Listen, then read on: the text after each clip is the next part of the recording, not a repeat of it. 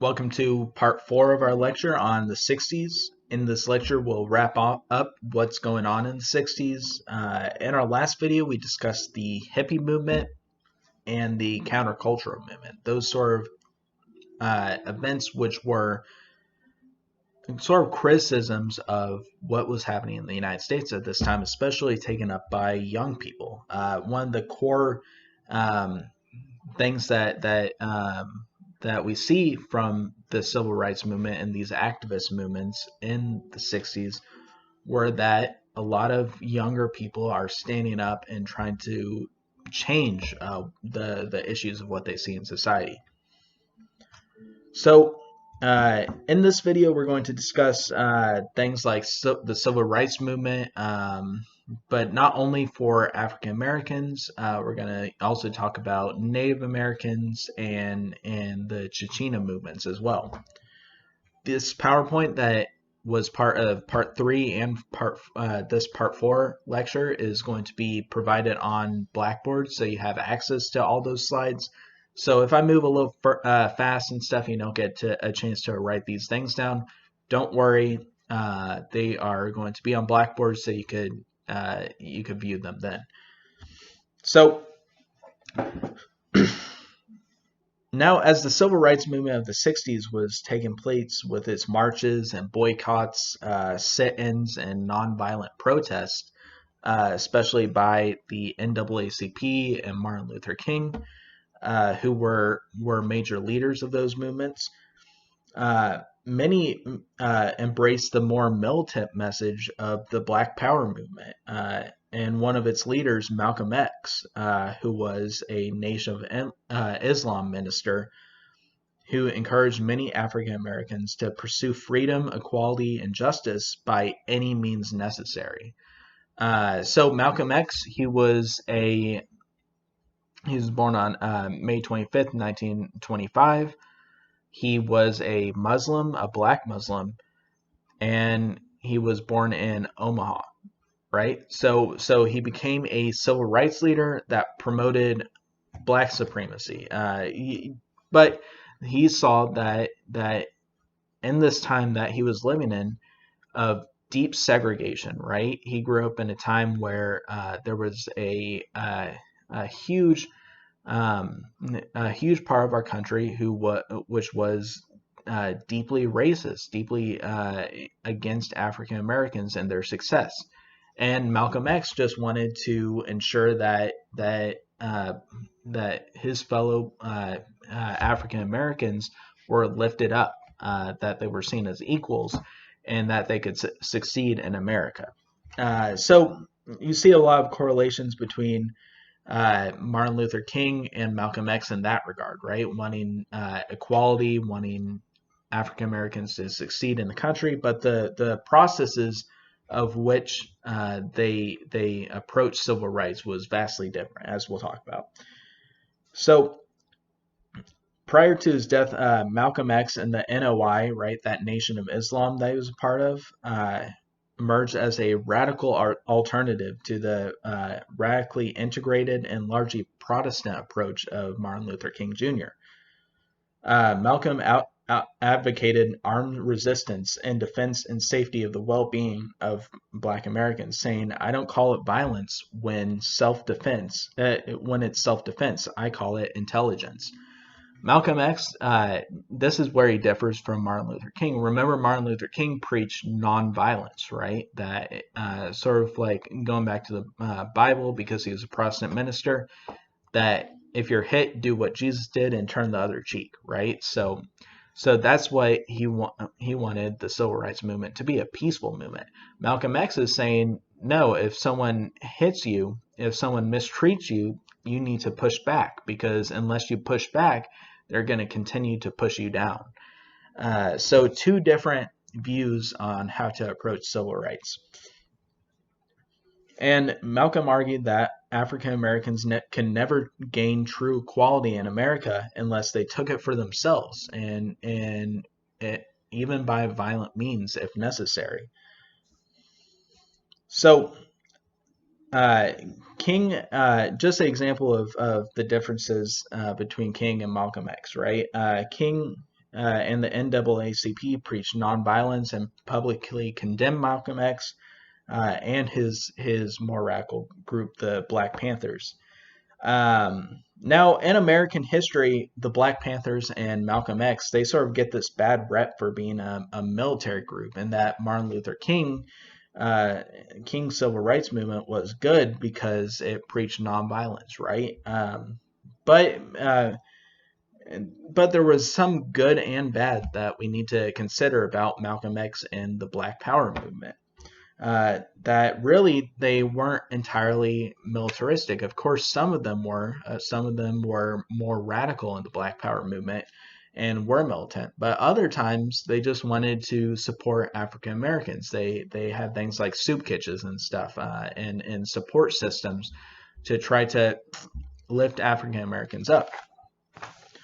So really, I want to really they all wanted the same general goal for civil rights, right? Like equality for Black people in America, but they just had different ideologies about them. For example, Martin Luther King was a Protestant minister, and the civil rights, and he really centered that side of it, his Protestant background, along with the civil rights movement, and it was very centered around Christianity. Malcolm was, on the other hand, a non-Christian. He was a Muslim. He also had some communist leanings, so he bought into a lot of the communist ideologies and supported that. And remember, I told you that at this time, especially in the 50s and early 60s, communism was feared in America. Also, the Black Panthers, they weren't all militaristic, like I told you, but some of them were. Uh, so that sort of turned a lot of people off to it. So this is where we get the binary between Martin Luther King, his civil rights movement is good, and Malcolm X, his stuff's bad. But really, let's just dig into how bad was it, right? And there's some reasons why it was viewed as publicly bad outside of the whole militaristic thing. So Malcolm X, like I said, he was a non-Christian, right? So he was a member of Islam. Also, he believed in the Pan-African movement. So remember in our last class we talked about decolonization, how all these colonies, especially in Africa and Asia, were sort of splitting up, breaking off from being a colony and gaining independence of their own. So at this time during decolonization, there was sort of like two or three major thoughts about this, right? One ideology was that, largely held by the capitalist West, was that these countries should break off and become independent nation states, right? That hold up capitalism, just like and base their systems off the West. But there was another movement called Pan-Africanism, especially in Africa, saying that going back to when the scramble for Africa and stuff. Remember, I told you that many of these colonies were just drawn up by Europeans, right? They just like drew some lines on the map and say like, okay, this is South Africa, this is the Congo. And really, these made up lines, they were imaginary, and they ended up splitting up different cultural groups that otherwise never would have associated with each other, right? They had no business being, many of these ethnic groups had no business being in the same colony with each other.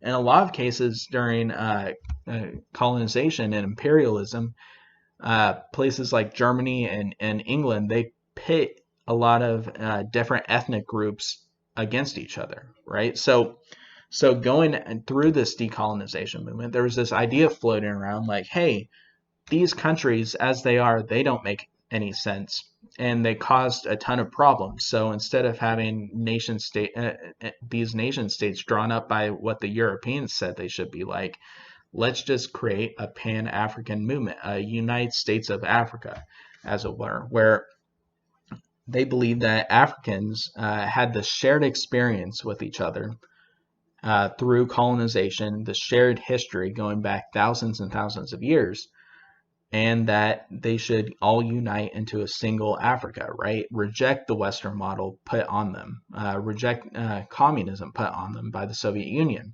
and offer something else. So that's what this Pan-African movement was, and it was inherently against what the United States wanted, right? They wanted capitalistic allies in order to combat against communism. So Malcolm X believed that that not only Africans, blacks living in Africa, but black people living in America should all unite in this commonality of they have of being black, coming from Africa, their roots, and that they should come together uh, and try to lift themselves up out of the world that was placed on them because of the West.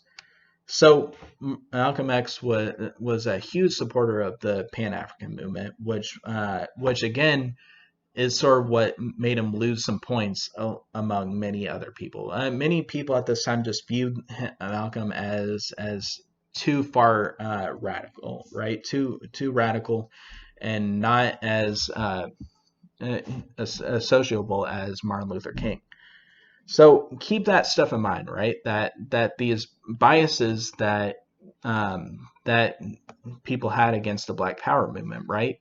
Its leanings toward communism, its support of Pan-Africanism, and its willingness to fight back for rights and stuff. So these are the two sort of different things that are happening during this civil rights movement, right? And they're both very important because they built on this idea of how should African Americans be treated in America.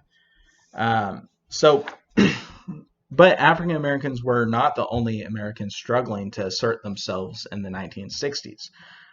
We didn't really talk much about this, but in the 1950s, and really even during the Great Depression, there were tons of programs in the New Deal which were in support of this idea of the U.S. government should get out of the Indian business, as they called it, right? So they decided to cut off funding for reservations and any Indian assistance programs, especially by just signing a check saying like, hey, we're going to just give you a check and give you some money to compensate for all the bad things that we did for you, did against you as a country.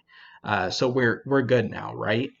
But many Native Americans they fought against this. They're like, no, you can't just write this off. You can't just say here's some money. And even this was a very small amount of money too, to be sure. And they're like, you're doing what you've always done. You wanted to make us more Western. You wanted us to live your life, but we want to live our life and celebrate our culture. So in the 60s, when we get into 60s, a lot of Native American groups actually decide to take part in their own civil rights movement. So, I mean, even in the 20th century, the American government continues to treat Native Americans like crap in a lot of cases. There was a issue with like the oil pipeline, right, where it went over a reservation and the Native Americans rose up and protested against it. But the U.S. government sided with the oil company because, it's oil. So these sort of things still happen today and go into this larger struggle of Native American history. So going back to the 60s, there was a growing grassroots movement activism for Native Americans. In the summer of 1961, for instance, frustrated Native American university students founded the National Indian Youth Council, or the NIYC, to draw attention to the struggles that Native Americans were facing. The NIYC had a militant rhetoric and used this sort of language of a Red Power movement, as they called it, designed to draw attention to Native issues and to protest against discrimination. So This also spawned the American Indian movement, the AIM, in the 60s, and other activists. They sort of have protests and demonstrations to show that, hey, Native Americans, they're getting the short end of the stick. They always have. These are their issues, and they want to be treated better. Um, so eventually, and this led to more violent protests as well. So in November of 1969, dozens began a year and a half long occupation of the abandoned prison of Alcatraz Island in San Francisco. So these Native American protesters, they went to Alcatraz, right? That famous prison that's on an island in South San Francisco. They sort of took it over and refused to leave until their needs were met, right? That until the American people saw the kind of issues that Native Americans had to deal with. So after this, a few years later, in 1973, hundreds of Native Americans occupied the town of Wounded Knee in South Dakota, the site of the famous 1890 massacre. And they ended up staying at Wounded Knee for several months in 1963. It was televised. There was a little spot on during the Oscars that year where many of the actors decided to speak out against the government's actions against the Native Americans at Wounded Knee. But eventually the government called in the military, right? They called in the National Guard to sort of put down this protest at Wounded Knee. And a lot of them were, the protesters were injured, and some of them were actually killed, I believe. But this was all just to bring about this notion that, hey, Native Americans are having these issues in the United States. They need to be addressed, and that this is a serious problem. So Native Americans at this time, they also had their own civil rights movement. So now moving on, we'll talk about the Chicano movement. I think I'm saying that right, Chicano. And the Chicana movement, right, for the women activists as well. So remember I told you that during the Great Depression, there was this huge incentive for workers from Mexico to go and enter the United States to work on farms and stuff. But these Mexican immigrants were treated just terribly. And really, since America had conquered the West, right? Mexican Americans, they really struggled. Remember that a large portion of the America that we know today in the West, like Texas and California and New Mexico, they were actually part of Mexico. We took it from them. So Mexican Americans, they faced a ton of persecution, especially up until the 60s. So many Mexicans, they decide to rise up in this Chicano movement. So Chicano was actually considered a derogatory term for Mexican immigrants until activists in the 1960s, they decided to reclaim the term and use it as a catalyst for their campaign to promote social change for Mexican Americans. And one of the largest, the most prominent Chicano activists was this guy known as Cesar Chavez. He became one of the most known figures in this Chicano movement. And he sponsored lots of programs to sort of have Mexican Americans gain more rights in the United States. But so the Chicano movement in the 60s went along with this larger civil rights movement. They tried to, so we see all groups of people, right? Mexican Americans, Native Americans, and African Americans all trying to gain rights in the United States at a time when many of these groups were deeply and violently persecuted against. So this just goes to show a lot of these social movements that are taking place at this time. Now, to finish up, we're going to discuss the women's movement of the 1960s. So the 60s was a very important time for this new wave of feminism taking place in the United States. Remember, I said this is a pretty big transitional moment. Uh, and a big part of this was in the 50s, you had all these notions of what women should do. Women were still expected to go to school and get a job, but the jobs that they were allowed to get were very limited, very segregated between what men and women should do. Most jobs were expected of women were nurses, secretaries. My grandmother was actually a telephone operator around this time. So there was these expectations of women's work, right? And the idea of this was that women should only work when they're young and stuff until or they should only go to college when they're young, and then they will find a husband, move into a house, have a family and kids, and then take care of their household. But in the 60s, these things started to change. A lot of women, especially younger women, a lot of them took part in this hippie movement. They rejected some of these expectations placed on them, right? Going into this larger countercultural movement of the 60s. They rebelled against what women were supposed to do and focused more on women's freedoms, women's rights, what and focusing on what women wanted to do. Um, so one of the largest uh, sort of activists at this time, women's activists, was this woman called Betty Friedan, who was a women's activist who wrote her book, The Feminine Mystique, in 1963. It was a pretty big hit. Friedan had been an activist in this women's rights movement, um, and wrote her book. And in her book, she said that women are victims of the false belief in a system that requires them to find identity and meaning in their lives through their husband and children.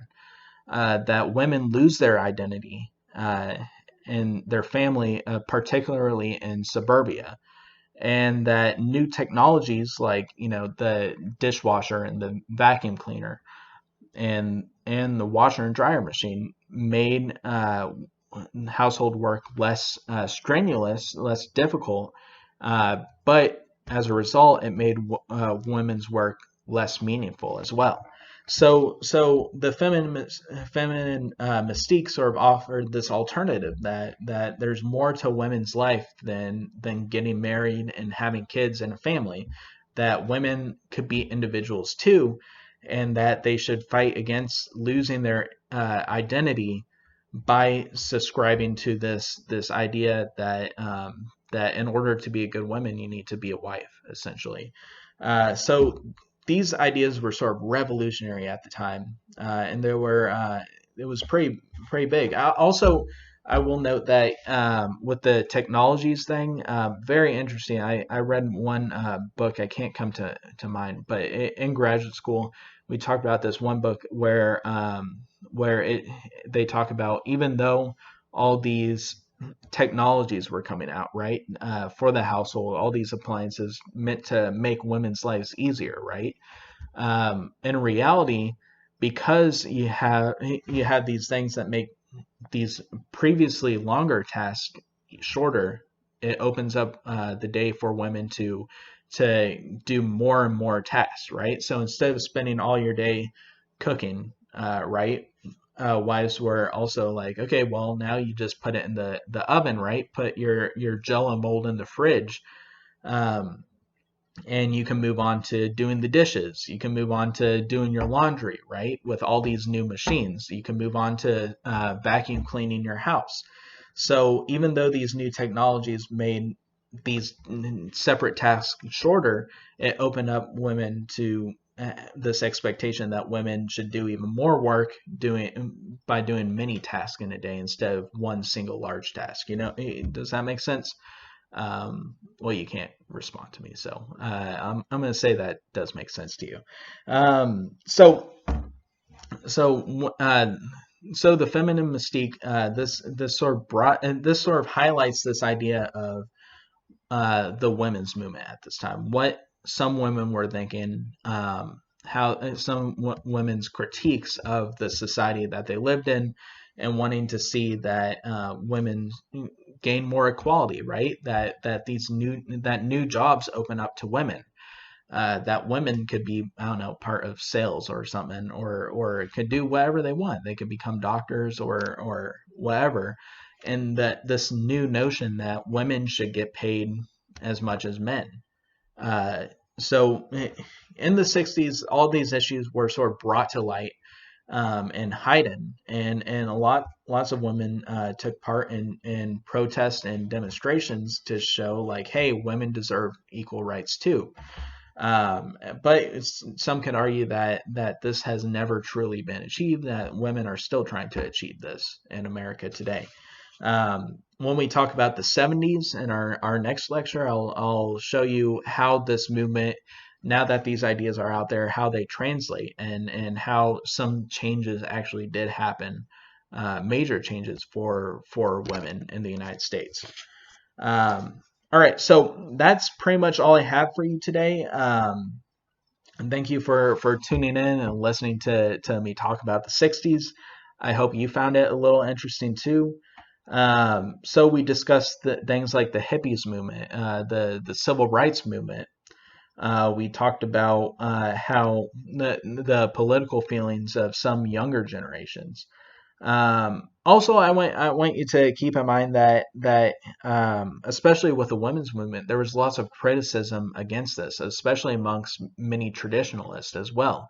There were many women who spoke against, like Betty Friedan, saying no, women are supposed to be at the home. Women are supposed to be wives and have families and stuff. That's the way it's supposed to be. So there was a lot of people who stuck to these traditional values of what America should be. And I think that's part of the reason why the 50s is looked back as through, I don't know, rose-colored glasses, as being this um, point in American history where everything was going great. But as we see, there were lots of problems shining beneath the surface that were meant to change, right? Especially with this idea of the Vietnam War, protest against that, protest against what society expected people to do in order to be good Americans, and also protest against the treatment of other races in this country, right? With the civil rights movement. So all these things are building up together and sort of propelling this momentous change that's taking place in the 1960s. All right, so that's all I have for you today. I'm going to cut myself off before I ramble anymore. Please remember to finish your discussion post and quiz over this chapter by Sunday.